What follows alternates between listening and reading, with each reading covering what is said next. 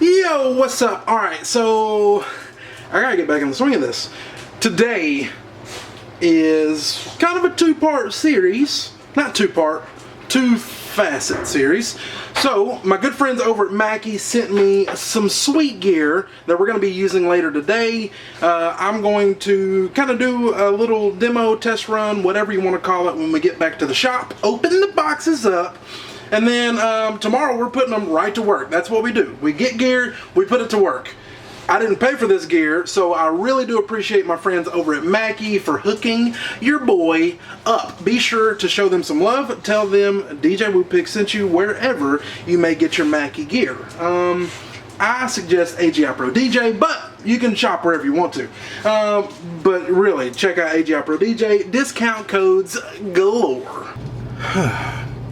Let me just calm down and say I appreciate you guys. Today we're going to be going to another production festival. We got a stage coming in, a bigger stage than we originally anticipated for, just because some scheduling issues with the staging company. I'll get into that later, but we got hooked up.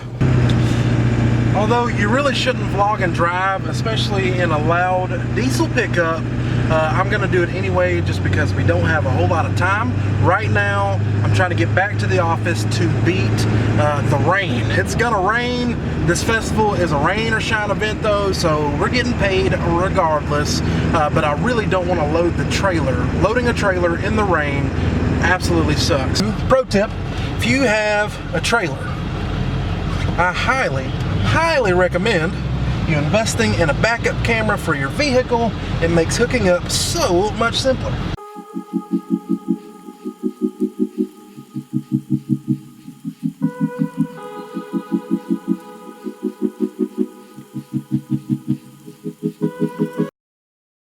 Got the trailer hooked up to the truck. I don't think we're going to make it loading the trailer before it rains, just because it's already starting to sprinkle a little bit. Blake's not going to be here for about another hour, which is fine because today we're just getting the stage in place, dropping off the generator, and loading the trailer. Tomorrow we're actually going to load in the festival because it doesn't really kick off until about noon, and we didn't want to load it in tonight and have it all get rained on because it will rain. Today we're going to be dropping off the generator, which you see back there. It's a 25 kW 3-phase generator hooked up to the new tow rig, which you guys haven't seen, but I'll explain it in a future video. It's pretty much the ultimate DJ production tow vehicle, for me at least. It fits my needs perfectly, and we'll kind of go throughout it in the next vehicle, or in the next video. Yes, I still have my truck. There's nothing wrong with it, but as a growing company, sometimes you need to be in two places at one time, and that thing allows me to do that. And just as I predicted, it's raining.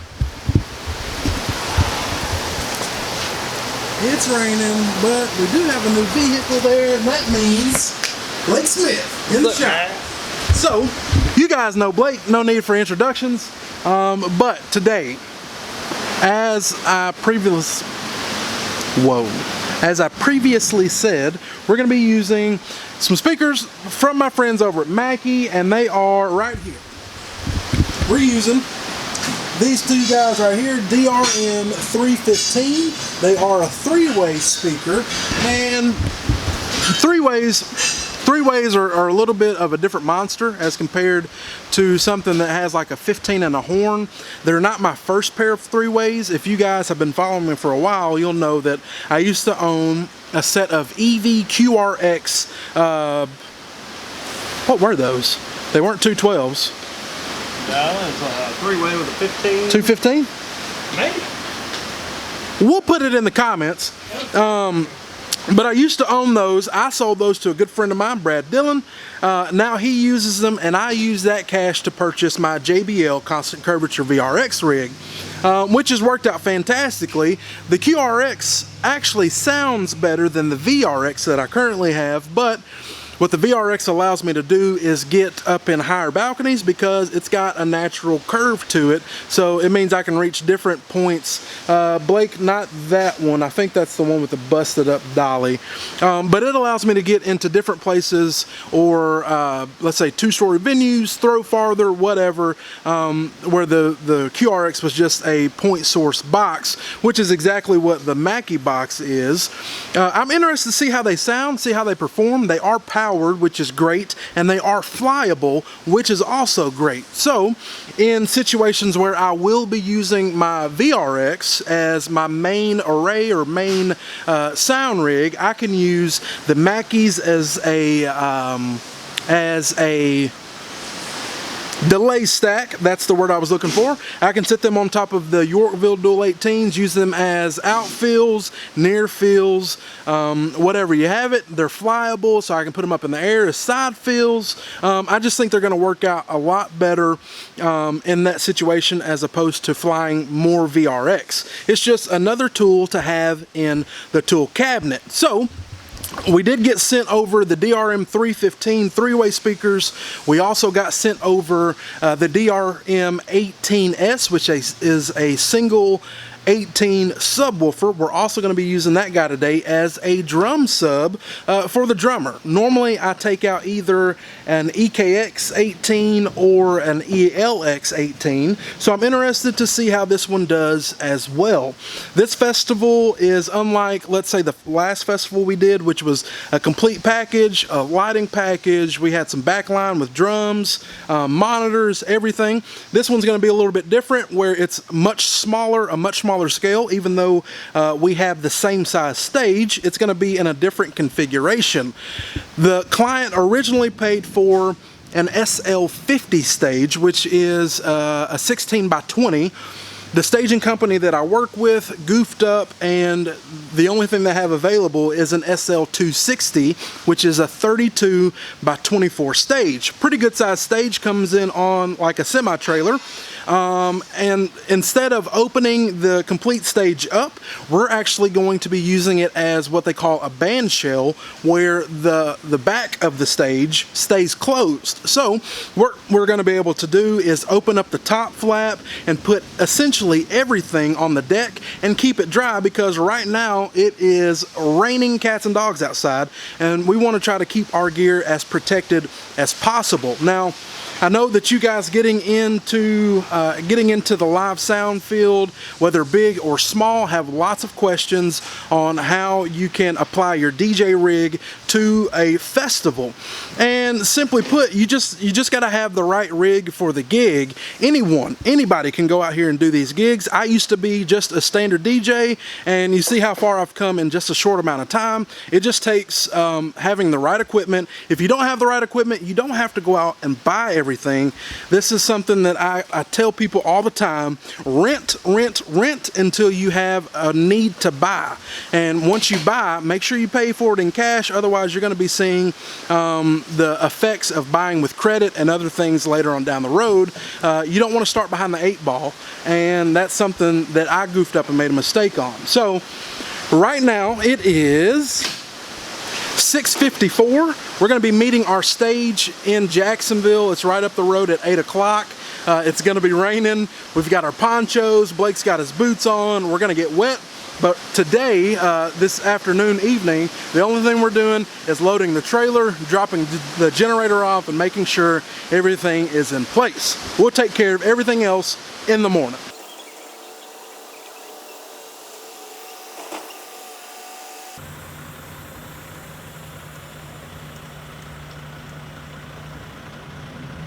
What you think, Blake? Look at Blake's hat. I thought I had a dope hat. Look at Blake's hat. Yeah, man.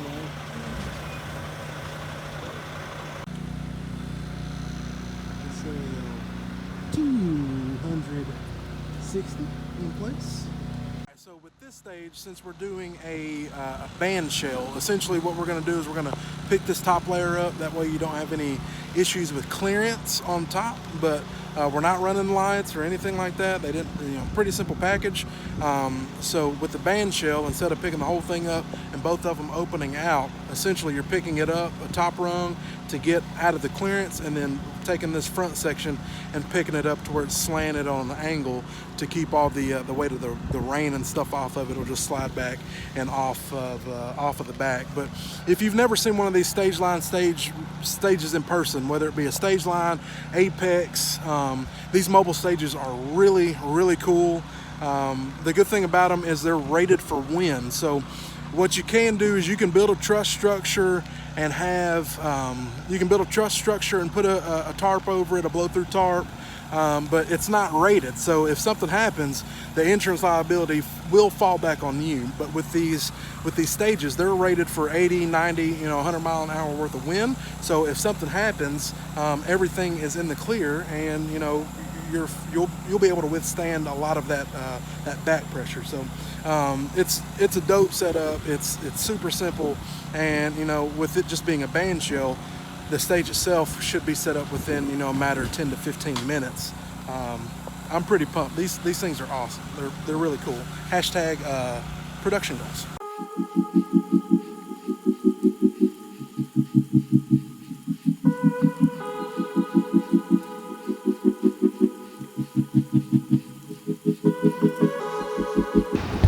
Alright, we are back the next morning. So Blake's working. We got the trailer empty, except for 2 VRX cabinets in there. We may pull them out if the Mackies don't perform, but I really don't think that's going to be an issue. So got our generator behind the stage, a couple cases back here, amp rack. Instead of toting everything up on the stage, which is there, we're going to have our console parked to the side, run everything from the iPad.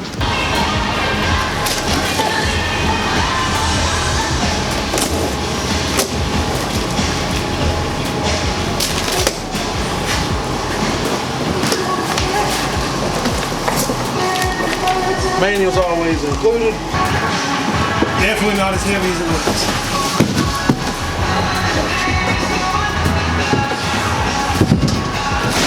So just, wow, okay, so it's definitely, I would say, a little bit skinnier than the EKX, but definitely longer. It's comparable in length to some single 18 JBL stuff that I've seen. Guys, a little bit of a pro tip. Take the sticker off. Nobody cares. So if you're just getting started and you think having the sticker on your speaker is cool, you're incorrect.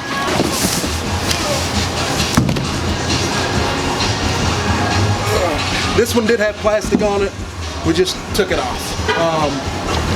Handles feel good. They feel very similar to the JBL series stuff that I use. This is a wood cabinet, but it's not as heavy as you would think. Those QRX 153s, they were extremely heavy, where I had no problems picking this guy up. Again, I know some of you guys like to flash off what kind of gear you got. Take the stickers off. It's not cool.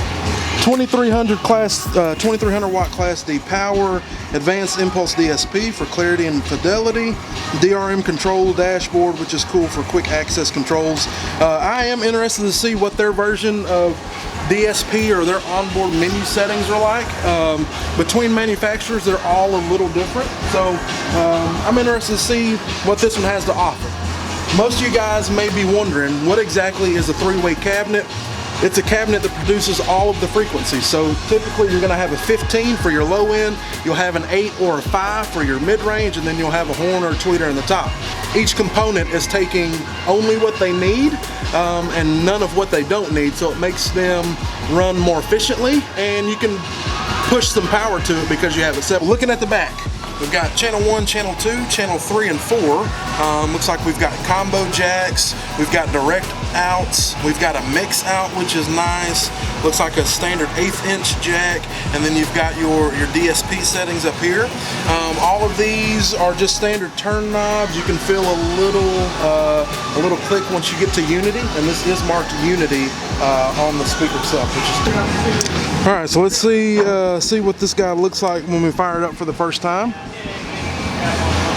Very cool. Okay, so this definitely is a full color display, which is super nice. Press it in. We've got settings, main mode. See what the mode is: live, club, and speech. That's pretty cool. Sub, looks like you can have one off. If you have a DRM sub, which is the Mackie line, you can set it to that. I'm assuming variant, VAR means variant, so you can go in and type in your own kind of settings. Looks like we've got an EQ curve, which is nice. You can, looks like you can curve each. There's a high shelf, mid, and low, so you can curve each, which is also nice. We've got delay settings. So anytime we have these as a side fill, delay stack, whatever, that's going to be nice to have. And we have configuration. So you can go to memory. You've got, it looks like 6 memory settings. You can set a lock pin, channel 2 in. You can select your different settings for that. High or low Z, backlight on, dim or off, front LED on or off, reset, and about. So whenever we do a shop day and really dive into the settings and configurations that are best for these speakers, we'll go through all these settings and see what's up. I do really dig the color display. It is nice, but overall, super nice input, or super nice speaker.